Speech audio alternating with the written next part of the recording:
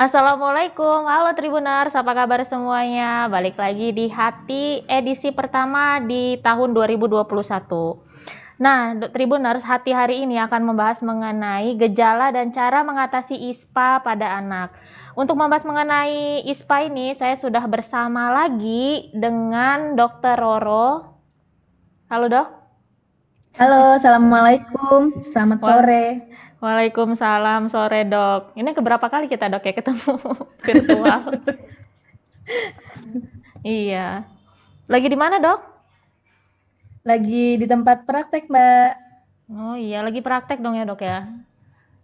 Ya, sambil nunggu Iya, pasien. prakteknya di Hermina atau di Hermina aja atau di mana juga dok?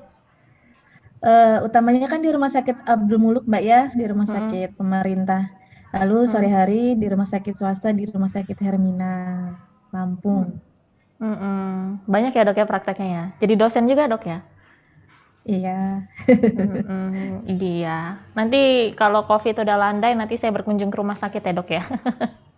Oke, terima kasih. Terima kasih Iya. loh udah diundang terus. Iya, ya nggak apa-apa dok. Justru saya makasih dok. Iya. Nah dok, hari ini kita bahas soal ISPA ya dok Hmm, ya? Mhm. ya. ISPA ini kan cukup banyak diomongin orang, Dok, ya. ISPA, ISPA, ISPA terus. Nah, ISPA ini sebenarnya ini apa ini, Dok? ISPA pada anak ya, Dok, ya? Ya, ISPA itu kan singkatannya dari infeksi saluran pernafasan akut, Mhm. ya. Orang-orang sering bilangnya atas. Ya. Jadi A-nya itu akut.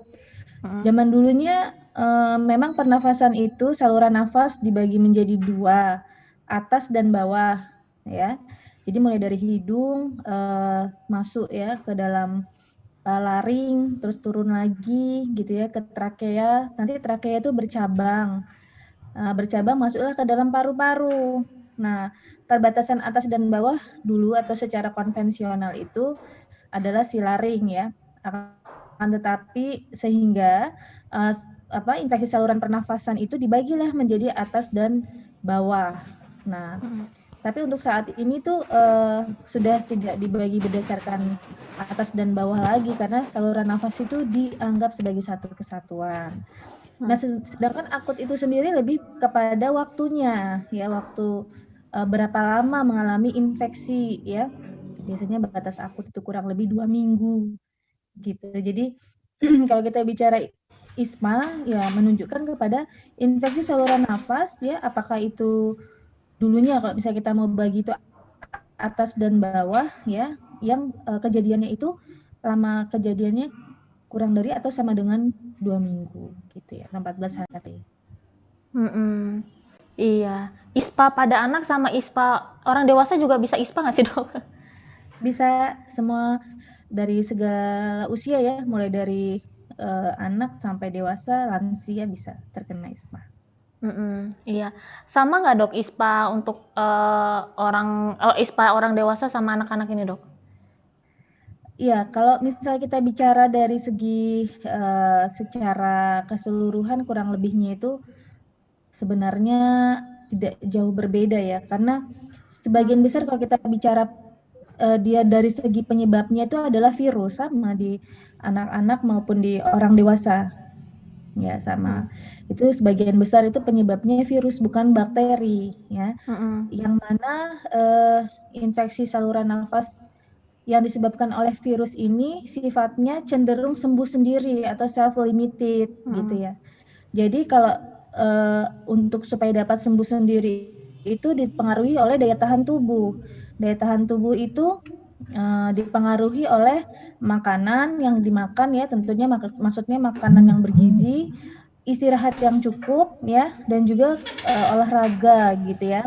Mhm. Nah, cuman ada beberapa kecil ya yang penyebabnya itu bakteri. Nah, kalau kita bicara dari faktor usia, memang usia-usia rentan yang terkena bakteri itu bisa kita bilang di usia Mhm. anak-anak yang lebih muda. Mhm. Maksudnya lebih muda itu kisaran usia di bawah setahun sampai usia 3 tahun misalnya gitu ya. Lalu atau sekalian orang yang sudah tua atau lansia gitu ya. Nah, itu memang lebih cenderung kepada penyebabnya bakteri.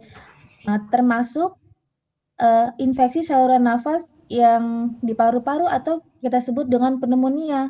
Nah, itu juga infeksi saluran pernafasan akut, tapi yang bagian paru-paru yang terkena, gitu. Iya. Nah, tadi kan dokter kan bilang kan penyebabnya bisa dari virus, dari bakteri juga ya. Itu datang itu dia bisa kena virus dan bakteri dari mana, Dok? Apa dari udara atau dari mana gitu, Dok?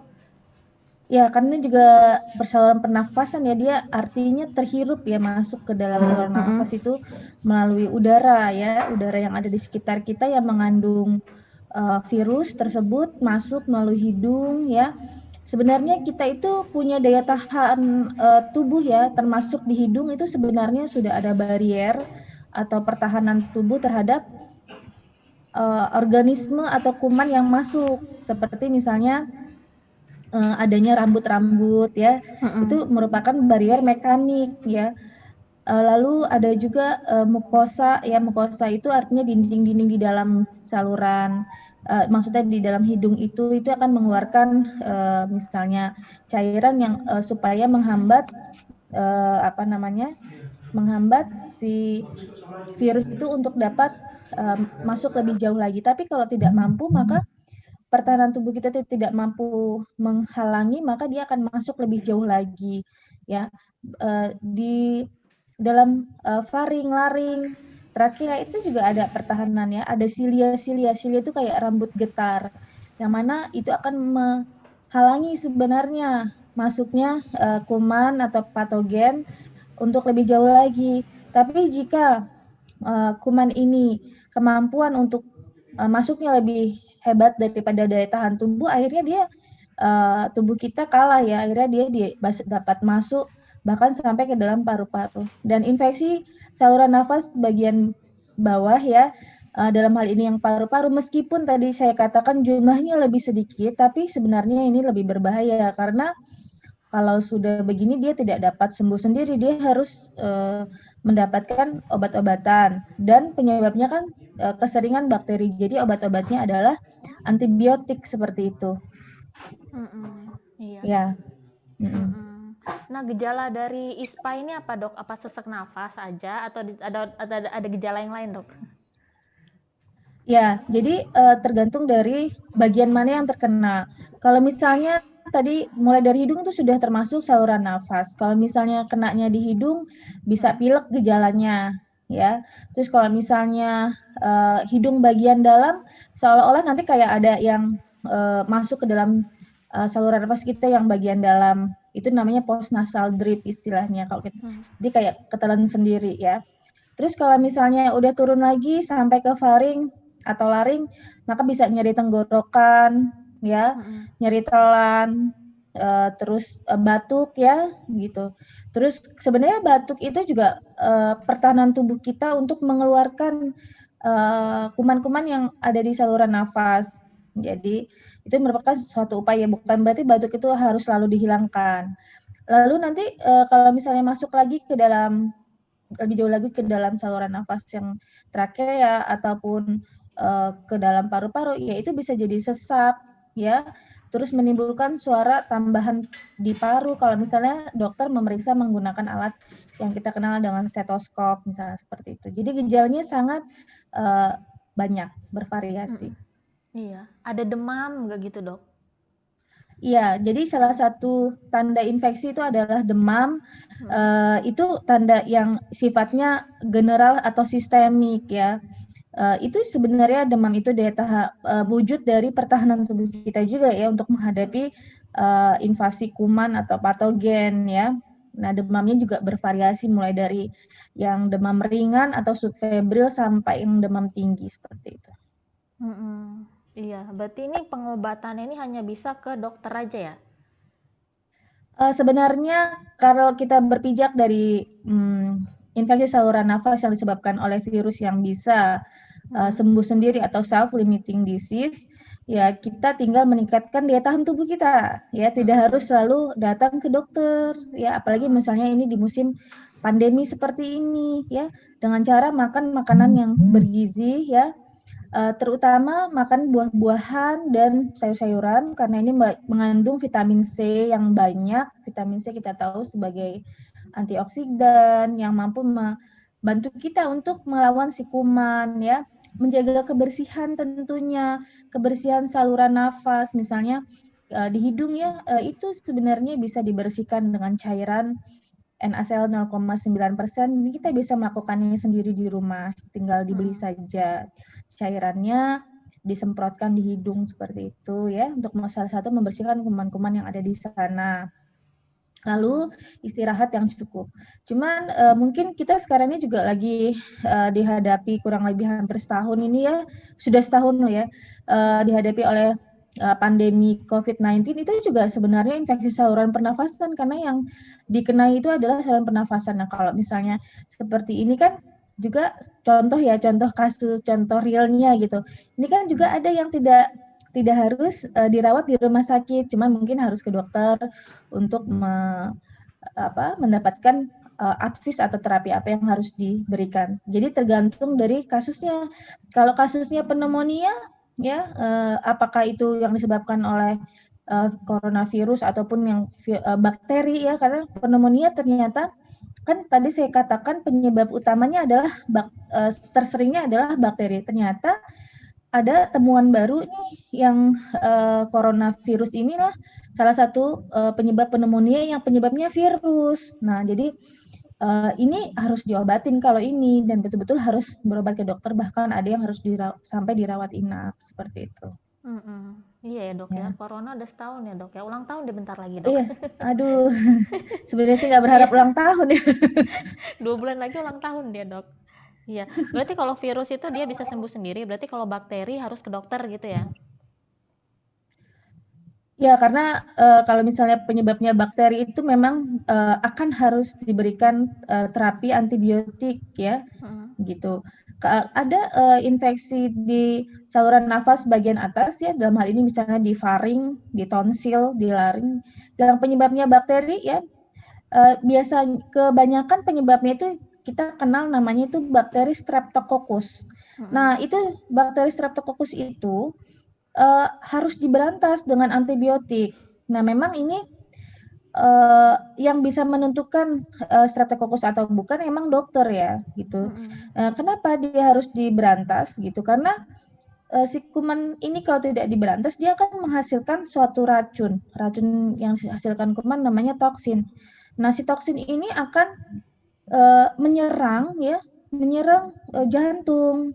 Jadi nanti bisa berdampak kepada penyakit jantung rematik yang gejalanya ini bisa seumur hidup, ya, merusak katup-katup jantung. Jadi ya, kita bisa bayangkan begitu luasnya infeksi saluran pernafasan akut, ya. Mulai dari yang bisa sembuh sendiri sampai harus ke dokter, mulai dari yang gejala ringan sampai bisa yang menimbulkan sekuel atau gejala sisa seumur hidup. Jadi memang sebagai panduan saja ya, kalau misalnya yang disebabkan oleh bakteri itu misalnya itu demamnya tinggi misalnya ya, bisa lebih dari 38 derajat Celcius. Lalu biasanya tidak ada batuk malahan ya, dan seringnya pada usia-usia kurang dari 3 tahun. Lalu kalau diperiksa mungkin sebenarnya orang tua bisa juga kalau anaknya sudah kooperatif tentunya ya udah bisa coba mangap gitu ya, misalnya dilihat sedikit kalau memang tenggorokannya itu ada putih-putih gitu ya, apalagi misalnya di tonsil ya. Tonsil itu kalau orang awam bilangnya amandel ya. Nah, itu juga salah satu tanda penyebabnya takutnya itu suatu bakteri yang Streptococcus tadi. Jadi memang kalau udah seperti itu memang sebaiknya ke dokter. Berapa lama dok pengobatan dari ISPA ini?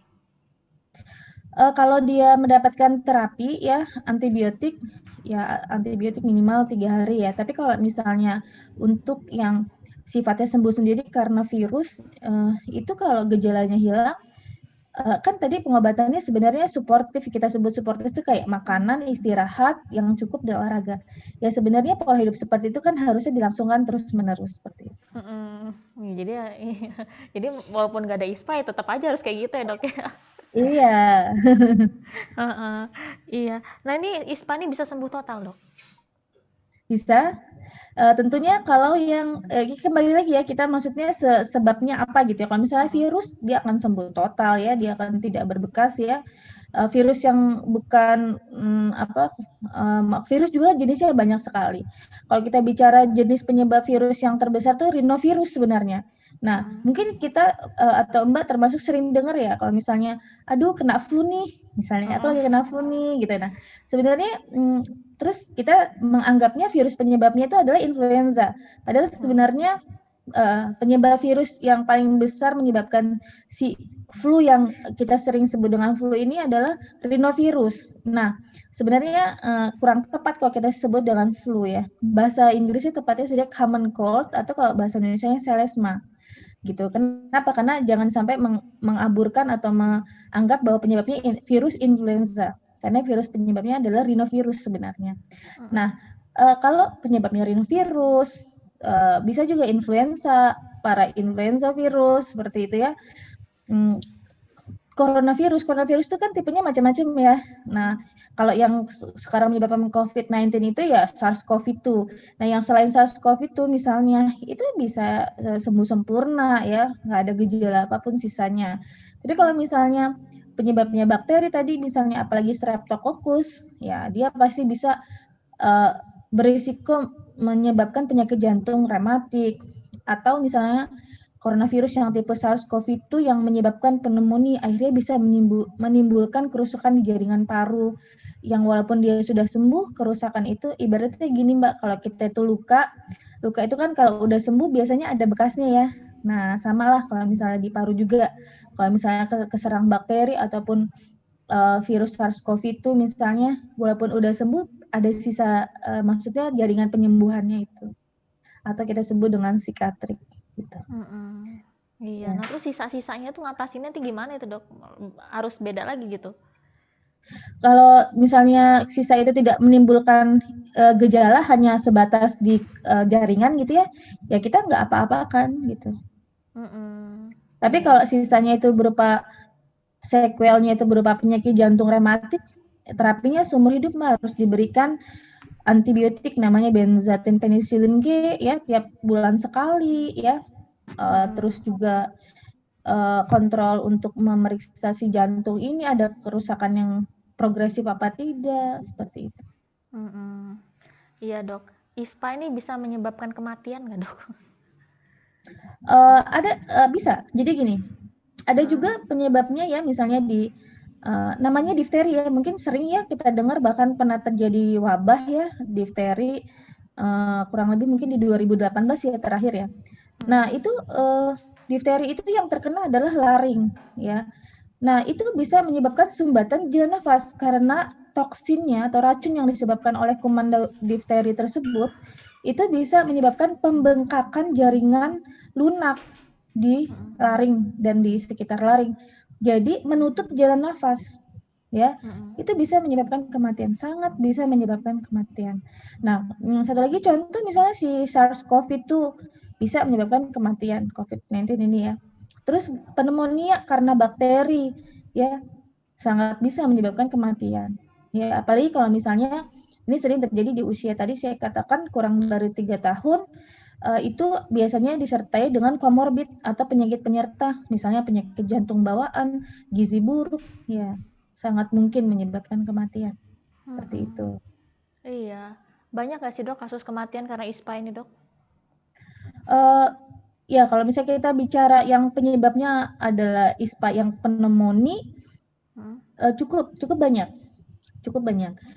Karena nanti si bakteri yang menyebabkan pneumonia ini bukan hanya bersarang di paru atau targetnya bukan hanya paru, juga bisa menyebar ke otak, ke darah ya. Kalau ke darah menyebabkan infeksi menyeluruh, misalnya kita sebut dengan sepsis yang akhirnya menyebabkan kematian. Kalau misalnya ke otak bisa menyebabkan infeksi di susunan saraf pusat, kita sebut dengan ensefalitis, meningoencephalitis ya. Sangat mungkin. Nah, SARS-CoV-2 kita tahu sendiri bahwa sudah banyak korban ya yang meninggal karena SARS-CoV-2 yang menyebabkan pneumonia tentunya, karena ada juga SARS-CoV-2 yang tanpa gejala ya, OTG misalnya kita sebut istilah itu, ataupun yang gejala ringan. Nah, ISPA ini kalau dia sudah sembuh ya dok ya, mungkin nggak balik lagi. Ya sangat mungkin. Jadi tidak ada istilahnya hukum yang mengatakan bahwa ada kekebalan yang sifatnya seumur hidup jika kita sudah terkena. Kenapa? Karena tadi kita ingat bahwa penyebabnya itu banyak sekali ya. Kita bagi besar misalnya virus, bakteri. Udah gitu virus sendiri itu jenisnya banyak. Jadi biasanya kekebalan itu kan kalau misalnya kita sudah terkena nih, misalnya karena yang penyebabnya adalah rhinovirus, kan kita belum berarti kebal terhadap coronavirus, kita belum berarti kebal terhadap influenza virus, para influenza virus seperti itu. Jadi sangat mungkin sekali kita terkena lagi. Nah, memang ada juga salah satu upaya pencegahan tadi selain meningkatkan daya tahan tubuh dengan makanan, istirahat, dan juga olahraga adalah dengan imunisasi.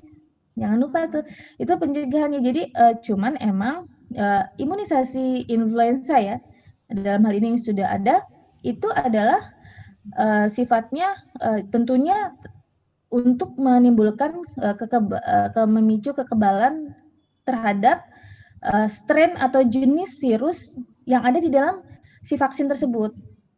Jadi kalau misalnya ada temuan vaksin baru nih, misalnya ada temuan virus baru nih, misalnya SARS-CoV-2 contohnya. Ya, si vaksin yang sudah ada beredar sudah lama ini kan belum mengandung strain kuman ini. Jadi tidak bisa untuk kekebalan terhadap kuman si coronavirus gitu ya. Jadi coronavirus yang SARS-CoV ya.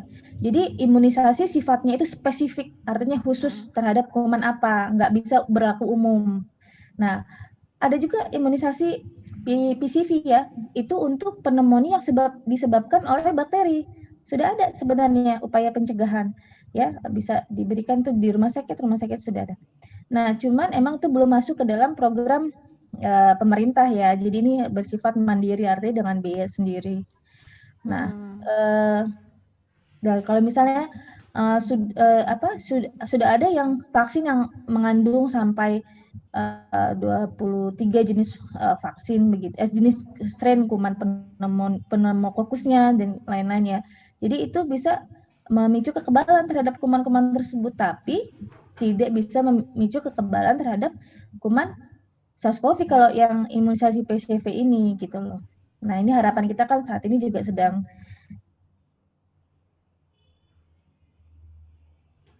macet. Halo dok? Macet ya. Dokter? Nah. Oke, Tribunar, sepertinya dokternya terhadap si SARS-CoV gitu ya. Ya. Nah dok, tadi agak-agak keputus ya dok jaringannya. Nah dok, jadi bisa dicegahnya ini dengan imunisasi ya dok ya? Selain imunisasi ada cara lain nggak dok? Tadi ya tentunya dengan meningkatkan imunitas tubuh ya, dengan cara makan makanan yang bergizi, nutrisi seimbang, istirahat yang cukup, dan gaya hidup yaitu dalam olahraga ya.